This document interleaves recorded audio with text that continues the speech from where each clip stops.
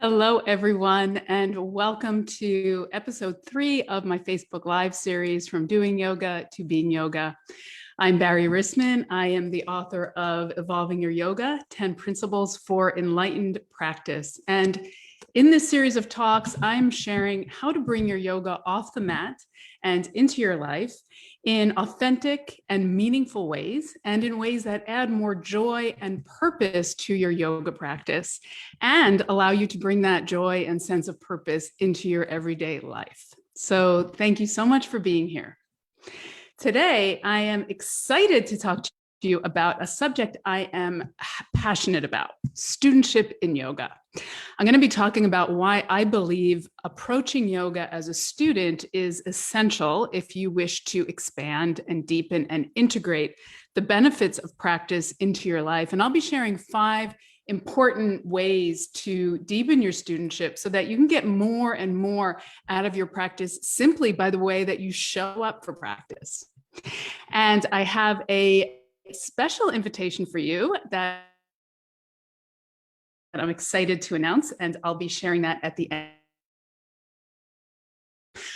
So in the when I owned a studio in Montreal back in 2011 to 2016, I co-directed Shri Yoga in Montreal. And in our studio, we had a studio space and we had a reception area, but we never had a receptionist or a studio manager. So it was always the teacher who was in the reception area welcoming the students. And then we would go into the studio and teach our class. And I remember we had a credit card machine there. And when I would be, behind the desk, people would come and pay for their classes, and they would put their credit card in the machine, and the machine would give a message saying, pass terminal to customer. And I would give it to the student, and then they would put their credit card in it, and it would say, pass terminal back to clerk. And they would give it to me.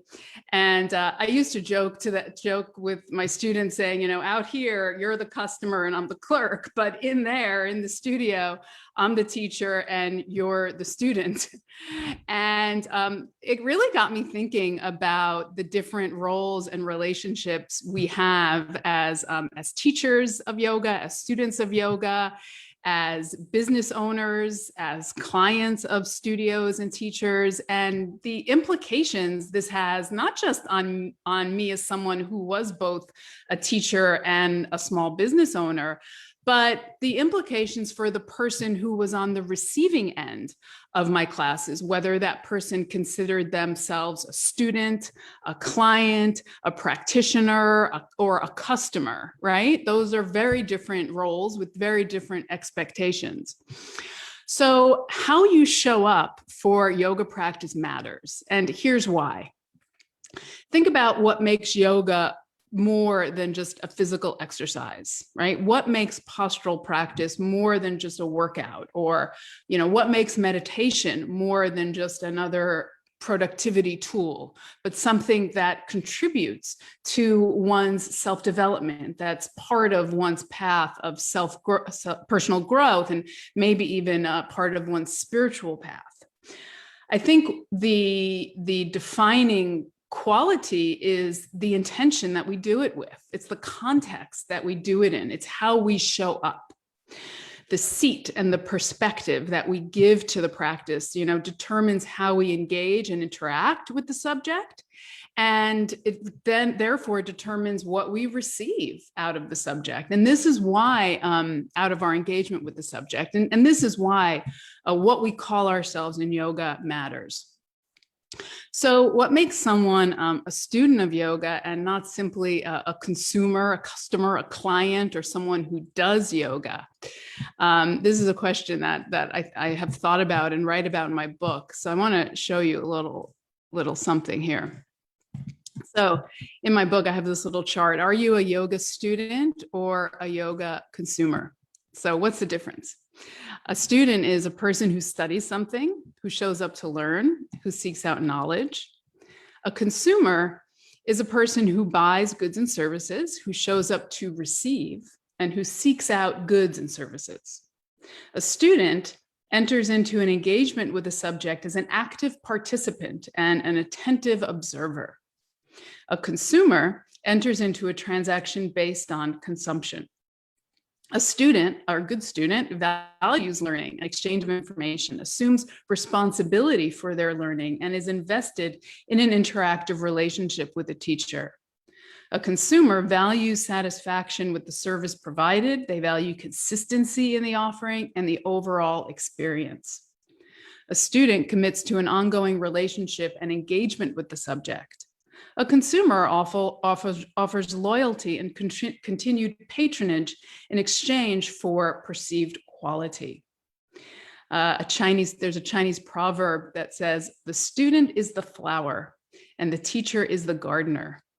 And we can contrast this with Marshall Field, who said, the customer is always right.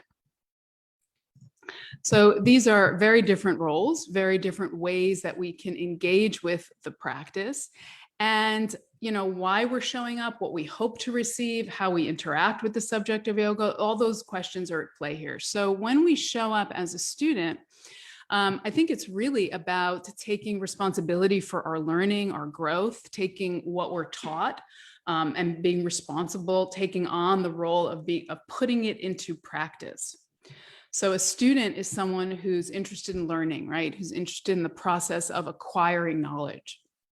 And, by and large, the knowledge that we acquire in yoga really comes from being able to tap into and clarify our inner experience, right? Through the lens of the teachings or the instructions that we receive.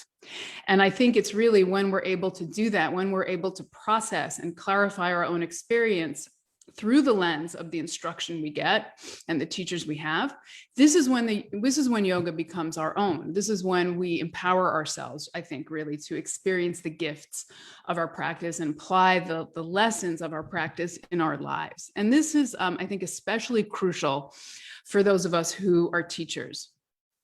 I've been a student of yoga for almost 30 years. I've been a teacher for more than 20 years. And I can say from my experience, I haven't always felt like a great teacher, but I know I'm a good student. And even when I've had doubts about my teaching, ability, I've always been confident in my strengths as a student and know I can apply myself in that way and get better at what I do. And I love being a student. I love how being a student in yoga gives me permission not to know, and therefore the freedom to discover and find out and learn and grow for myself. And I think one of the things those of us who've been around for some time discover is that in yoga, there's always more to learn, more to understand, and more to discover. My friend Richard Rosen said, when I interviewed him for my book, he said, the subject of yoga is vast, and I know I'll never come to the end of it. And this is someone who's been applying themselves intensively to the study and practice of yoga for more than 40 years. So, there's absolutely nothing wrong with considering yourself a practitioner, right? Or doing yoga just for the physical benefits. But I think it's important for those of us, especially who are teachers, that we recognize the opportunity that's missed when we engage with the practice that way, and conversely recognize the opportunity of diving into studentship. I think we will never really fully avail ourselves of the richness and depth of what yoga can add to our lives if we treat our practice as just another service we purchase to consume. So let's talk about what it means to be a student of yoga, how to do it for yourself, and if you're a teacher, for those you serve in your teaching. But before we dive into that, I want to take a moment and let you know that this series of talks is made possible by the wonderful team over at Offering Tree. Offering Tree, if you don't know about them, it's an all-in-one, easy-to-use platform that makes it easy for yoga teachers and wellness professionals to sell courses, teach classes, and manage memberships. And you do that all just with one account and one login. So if you've been feeling overwhelmed with your online classes and want to take the next step in expanding your presence and your ability to teach online, Offering Tree can really help you save time, energy, and money.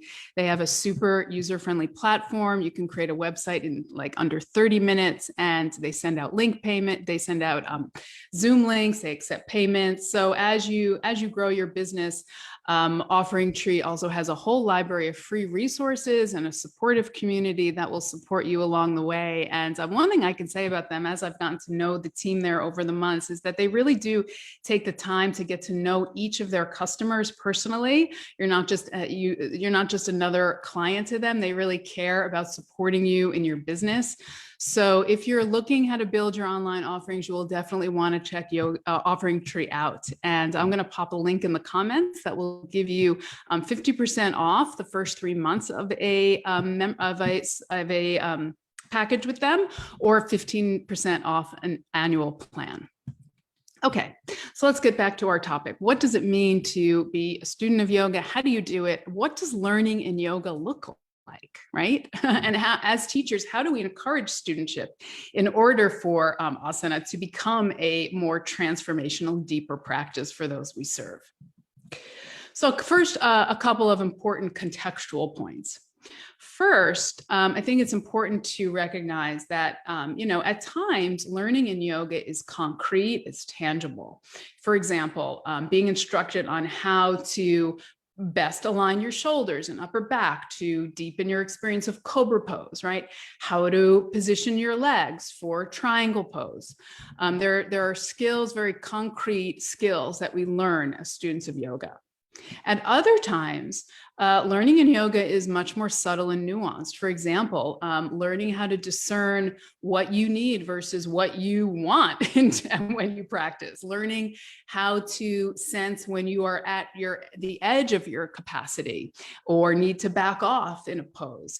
How to know when your mind and your nervous system are actually quiet enough to practice pranayama, right? There's so many kind of subtle skills that we develop in terms of inner knowing and discernment on the path of yoga.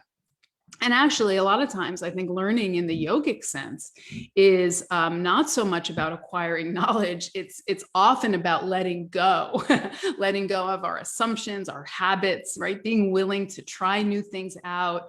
And kind of holding that sense of inquiry, even when the answer is not straightforward, right? Even when there's a little bit of a mystery, or our teacher doesn't exactly explain in a way that satisfies our intellectual curiosity, right?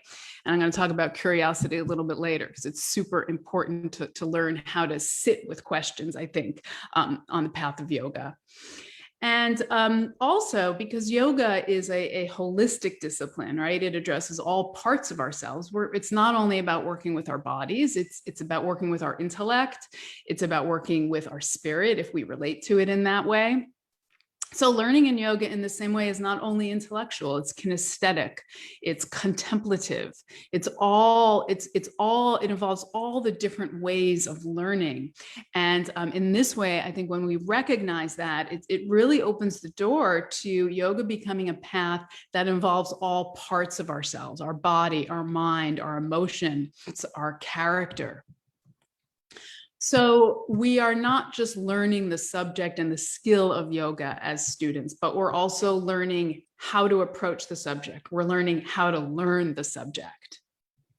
So there's learning happening on all these different levels of our being, which I think is so exciting. So given all of that, I want to share 5 of what I consider to be the most useful attributes for deepening your studentship in yoga. These aren't the only ones, but I think they're really the most important ones. And these are all based in the yogic tradition. So the first attribute of being a student of yoga, I think, is the most important, is being willing to start again. So one thing I've learned in 30 years of practice is that no matter how committed we are, no matter how much we love yoga, we have to accept that there are going to be times when our practice will be interrupted, when we'll feel disconnected from yoga. So I think the most important thing about being a student is just that we are able to continue.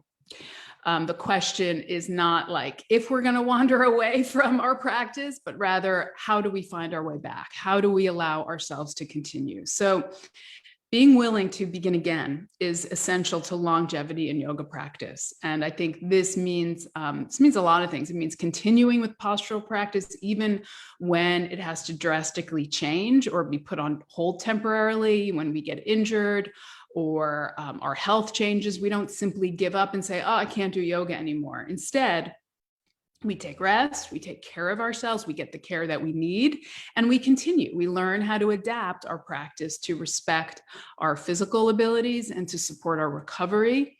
Willingness to begin again means welcoming ourselves back when we veered away, without judgment, without drama, just giving ourselves permission to start again. So I think that's the first and most important quality of studentship in yoga, is just be willing to start again so that you can continue.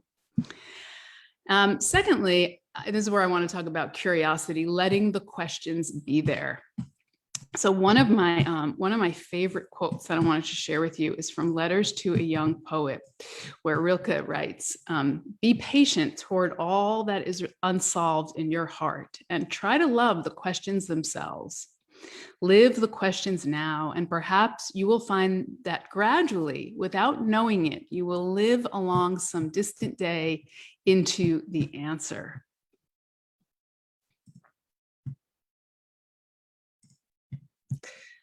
So, this idea of letting the questions be there, I think, is tremendously freeing for us as yoga students. I think many of us work really hard to stay on top of different areas of our lives, our work, our relationships, our family life, our home life. So isn't it wonderful to know that studentship in yoga is perhaps maybe the one place in our lives where not only are we given permission not to know, but we're actually encouraged not to know, not to have all the answers. We are invited to relinquish actually what we think we know for the sake of exploration, for the sake of discovery. And this is something that we do in yoga again and again and again and again. We let go temporarily of our ideas about what our bodies can and cannot do. We let go of our mental constructs and assumptions. We let go of the concerns of our day, hopefully, for a little while in practice. And in that letting go, in that release, we enter into the space of pure being and feeling. And this is where this kind of sensory engagement with ourselves is where we find refreshment and renewal, I think. I think this is when practice becomes a kind of refuge. When we recognize in yoga, we don't have to have it all figured out. And it's actually beneficial if we don't. Because not knowing is actually a powerful stance. It invites insight, invites fresh understanding. When we let go of what we think we know, when we know that we don't have all the answers and we accept that, that's when we become open to a new possibility. And I think that's when we're able to penetrate the depth of asana practice and discover something new. Number 3 is build a faith that's based on your experience. So, for me, even before I experienced the quantifiable benefits of yoga, I actually had an intuitive faith in the power of the practice. And, admittedly, that wasn't logical. Something inside me just called out and said, do this. And something in me knew it just felt right. It was my path. And I think that while many of us might be drawn to the practice instinctively at first, there's really nothing in yoga that we're asked to take on faith or just believe blindly. In yoga, the quality of shraddha or faith is based on our experience. It's meant to come from our actual experience. We are meant to test out our understandings and practices in reality, to try them out in our lives, see how they work for us, and to use just what's helpful, to take what works and use it. Over time, I think through the process of filtering the practices and understandings that work for us and continuing to get the benefit, experience the benefit of practice in our lives, that is how our faith in yoga becomes stronger and how it becomes grounded in the reality of our lives. So over time, we come to know that, when our lower back is bugging us, downward facing dog done in a particular way helps us, or we know that taking 2 or 3 minutes of alternate nostril breathing centers us, or putting our legs up at the wall at the end of a long day helps restore our energy, right? So we start to know that we can rely on yoga during challenging times, or when other physical challenges or other obstacles arise. We start to know from our own experience what practices do for us, the practice does for us, and that is what creates a strong, firm conviction and a commitment to our studentship. And what happens then is when the benefits of the practice might not be so apparent, or we begin to doubt, the faith that we've built up through our experience carries us. So the more trust that we build in our practice, again, based on trying it out and seeing what is true for us in our experience,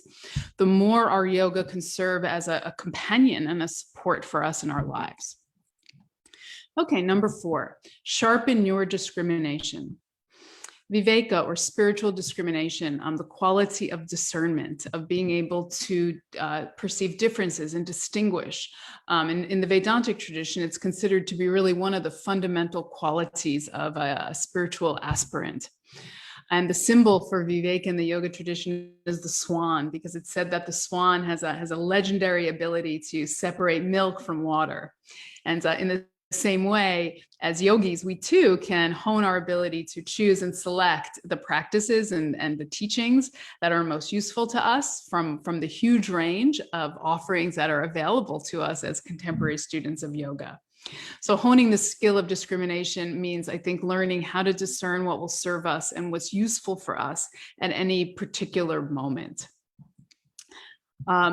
One of my favorite definitions of Viveka is being able to distinguish between the pleasurable and beneficial and choosing the latter. So it's the skill of making decisions not only based on what we want or what might be immediately accessible or attractive, but really based on a recognition of what will serve our deeper intentions for ourselves in our yoga practice. So that's Viveka. It requires a strong degree of inner clarity and self-knowledge, and intention really helps.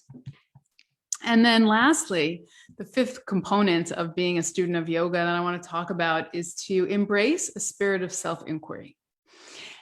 Being self-reflective is something I talk about all the time. It is a key quality of studentship in yoga, because again, in yoga, we aren't simply learning practices or techniques. We're learning how to use them as a way of knowing ourselves more deeply, becoming more self-aware. So the ability to inquire into our experience and to learn about ourselves is critical to making yoga a forum for our personal growth and evolution as human beings. So without a self-reflective aspect to our practice, yoga will remain, a set of physical exercises, right? Coordinated with breath and attention, which is great. I mean, we'll still benefit for sure, but it will be limited because yoga, will always be something that happens to us rather than something we feel empowered to consciously, actively participate in and guide. And I believe that once we step over that threshold of being willing to look within and reflect on our practice, this is when the transformational potential of our practice will infinitely expand and deepen. So to recap, the 5 essential qualities of being a student that I've talked about today are being willing to start again, letting the questions be there, cultivating a spirit of curiosity, building a faith based on your experience, sharpening your discrimination, and embracing a spirit of self-inquiry. So as promised, we're coming to the end of our talk for today. I have a very special invitation for you.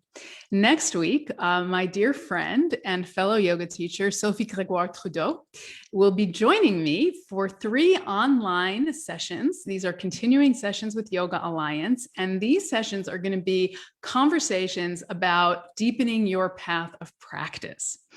And these are free and open to everyone. The dates are Monday, Wednesday, and Friday, June 7th, 9th, and 11th from 3 to 4 p.m. Eastern time.